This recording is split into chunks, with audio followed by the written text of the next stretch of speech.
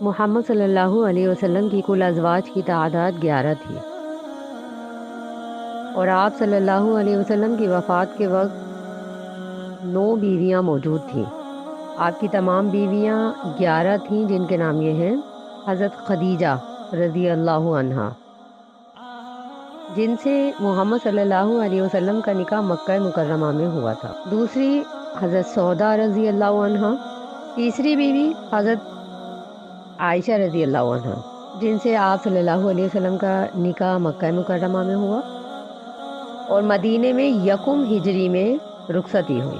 چوتھی بیوی حضرت حفصہ رضی اللہ عنہا، پانچویں بیوی آپ کی زینب بنت خزیمہ رضی اللہ عنہا، چھٹی آپ کی زوجہ کا نام ہے ام سلمہ رضی اللہ عنہا، ساتویں بیوی آپ کی زینب بنت جہش رضی اللہ عنہا، آٹھویں بیوی ام حبیبہ بنت ابی سفیان رضی اللہ عنہا۔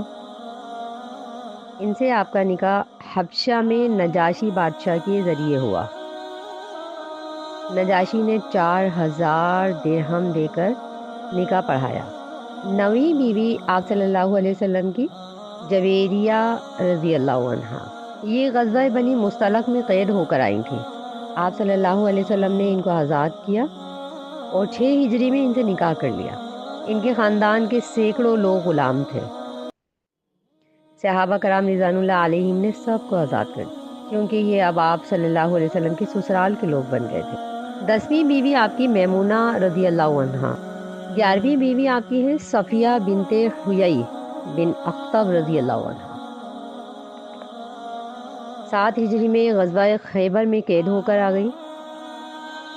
7 ہجری غزوہ خیبر میں یہ قید ہو کر آئیں اور آپ صلی اللہ علیہ وسلم نے ان کو آزاد کیا اور پھر ان سے خیبر سے واپسی پر راستے میں نکاح کیا۔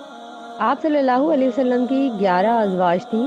کثرت ازواج پر دین اسلام کے جو دشمن اور ملحدین ہیں، یہ اعتراض کرتے ہیں کہ اتنی زیادہ شادیاں کرنا دنیا کی گویا کہ محبت تھی اور تعیش اور عیش و عشرت کی علامت ہے، نعوذ باللہ۔